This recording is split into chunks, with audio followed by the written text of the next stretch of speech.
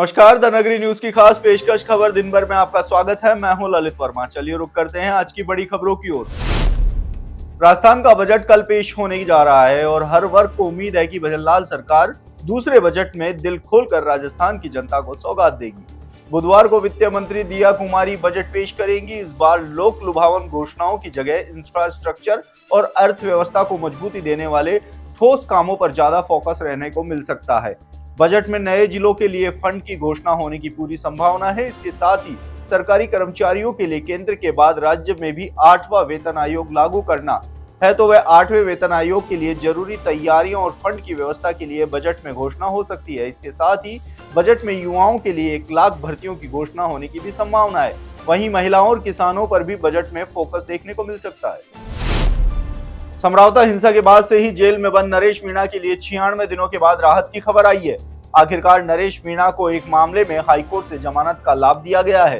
Rajasthan high court से नरेश मीणा को पूर्व मंत्री प्रमोद जैन भाया के घर के बाहर प्रदर्शन करने और भीड़ को उकसाने के मामले में जमानत का लाभ मिला है।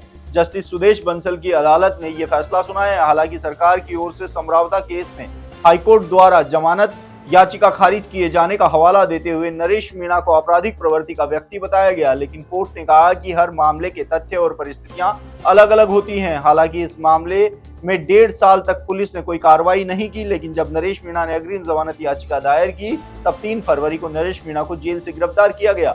हालांकि जमानत का लाभ मिलने के बाद भी नरेश मीणा जेल से बाहर नहीं आ पाएंगे। प्रदेश में एक बार फिर से मौसम ने करवट ली है। राजस्थान में कमजोर पश्चिमी विक्षोभ के सक्रिय होने के साथ ही जयपुर सहित कई हिस्सों में सुबह से ही हल्की से मध्यम बारिश का दौर देखने को मिला।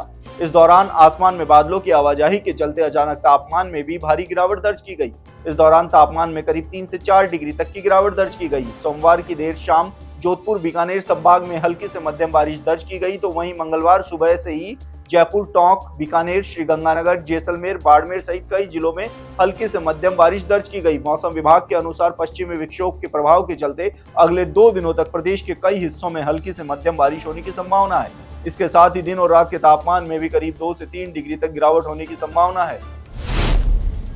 कोटा में CFCL फैक्ट्री गैस रिसाव मामले में गड़ेपान के सरकारी स्कूल में हुए घटनाक्रम को लेकर चिकित्सा विभाग अलर्ट मोड पर है। चिकित्सा विभाग घटनाक्रम को लेकर लगातार पूरे गांव का सर्वे करवा रहा है। उसके बाद कल भी लगभग 10 टीमें गठित करके गड़ेपान सहित आसपास के 4-5 गांवों में 770 घरों का सर्वे कराया। सर्वे के दौरान जांच की जा रही है कि ताकि कोई और ग्रामीण किसी तरह से कोई लक्षण तो नहीं है। वहीं दूसरी मेडिकल टीम ने जिस स्कूल में घटना घटी उस स्कूल के बच्चों का स्वास्थ्य परीक्षण किया। परीक्षण के दौरान 2 बच्चों ने थोड़ी परेशानी बताई। उनको दवाइयां देकर घर पर ही आराम करने के लिए कहा गया। चिकित्सा विभाग की टीमों के द्वारा हर 3 घंटे में फॉलोअप लिया जा रहा है। जिला स्तरीय अधिकारी, CMHO, डिप्टी CMHO, एपिमेडियोलॉजिस्ट के द्वारा लगातार मॉनिटरिंग की जा रही है।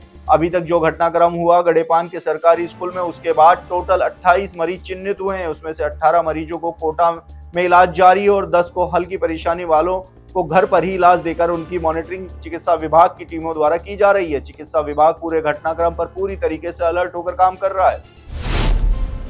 ऊर्जा मंत्री हीरालाल नागर ने सांगोद में नवसृजित अपर जिला एवं सेशन न्यायालय का शुभारंभ किया। कार्यक्रम में अपर जिला एवं सत्र न्यायाधीश विवेक कुमार त्रिपाठी, वरिष्ठ सिविल न्यायाधीश शुभ्रा शर्मा अतिथि के तौर पर मौजूद रहे। कार्यक्रम को संबोधित करते हुए ऊर्जा मंत्री हीरालाल नागर ने कहा कि पहले फौजदारी मुकदमों की सुनवाई के लिए पक्षकारों को कोटा जाना पड़ता था।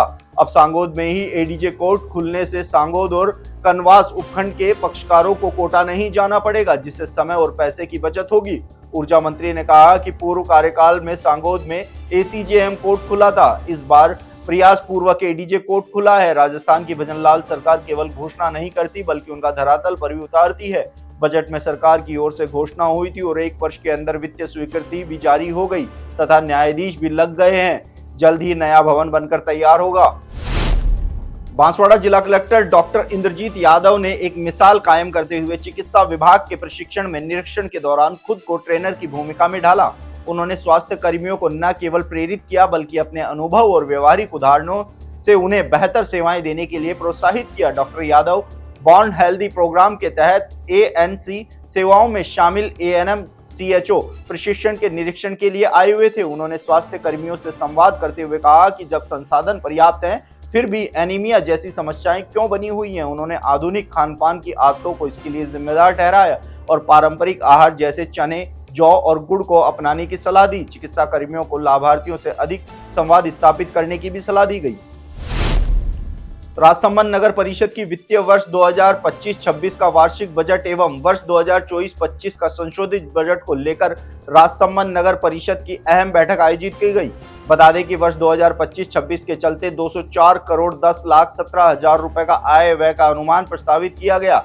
बता दें कि राजसमंद नगर परिषद की बैठक की अध्यक्षता सभापति अशोक टाक ने की, तो वहीं इस बैठक में आयुक्त ब्रजेश राय और सभी पार्षदगण मौजूद रहे। बैठक में हंगामा भी देखने को मिला। बैठक के दौरान वार्ड 41 के पार्षद आशीष पालीवाल बैठक के बीच में ही अपनी सीट छोड़कर फर्श पर बैठ गए। जब उनकी इस बारे में बात की गई तो उन्होंने बताया कि मैं काफी समय से अपने वार्ड में महिला स्नान घर बनाने की मांग कर रहा हूं, लेकिन अभी तक भी मेरी इस समस्या को लेकर कोई ध्यान नहीं दे रहा है। इसके चलते आज मुझे अपनी सीट छोड़कर सभा के बीच ही फर्श पर बैठना पड़ा। आपको बता दें कि ऐसे में उप सभापति चुन्नीलाल पंचोली पार्षद पालीवाल के पास पहुंचे और बात की और समझाइश करते हुए फर्श पर बैठे पार्षद आशीष पालीवाल को वहां से उठाकर अपनी सीट पर बैठाया और उन्हें आश्वासन भी दिया।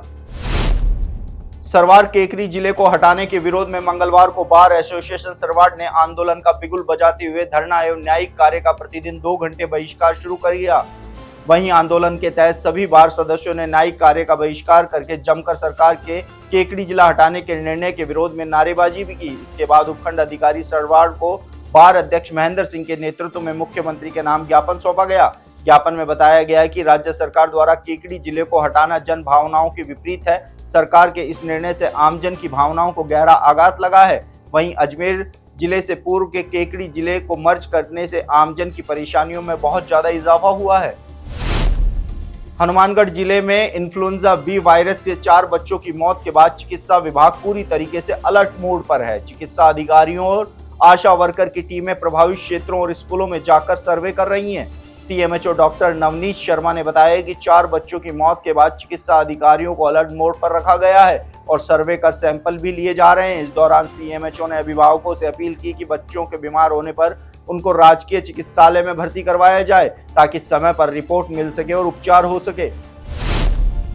राजस्थान राज्य भारत स्काउट और गाइड संघ कोटा द्वारा आयोजित संभाग स्तरीय स्काउट गाइडों और कब्स की जम्बूरी में शामिल होने आए विभिन्न स्थानों के छात्र छात्राओं ने शाहबाद संरक्षित वन अभ्यारण्य क्षेत्र में काटे जाने वाले लाखों पेड़ों की कटाई रोकने के लिए राष्ट्रीय स्तर के पर्यावरणविदों के साथ अपनी आवाज भी उठाई है। कोटा दशहरा मैदान में राजस्थान राज्य भारत स्काउट एवं गाइड संघ कोटा द्वारा आयोजित 3 दिवसीय संभाग स्तरीय जम्बूरी में शामिल लगभग 400 छात्र छात्राओं ने पर्यावरणविद और शाहबाद घाटी संरक्षण संघर्ष समिति 12 के संरक्षक ब्रजेश विजयवर्गीय, समन्वयक चंबल कोटा, संसद कोटा और पर्यावरण संरक्षणविद राजेश कुमार जैन के आह्वान पर कहा कि शाहबाद जंगल हम सभी की अमानत है, जिसमें लाखों पेड़ लगे हुए हैं, जिन्हें आज केवल एक निजी बिजली परियोजना हेतु काटा जा रहा है। इन जंगलों ने हमें पर्यावरण स्वस्थ रखने हेतु आवश्यक गैस ऑक्सीजन प्राप्त होने के साथ ही संभाग का वर्षा जल प्रतिशत भी बढ़ा हुआ मात्र है।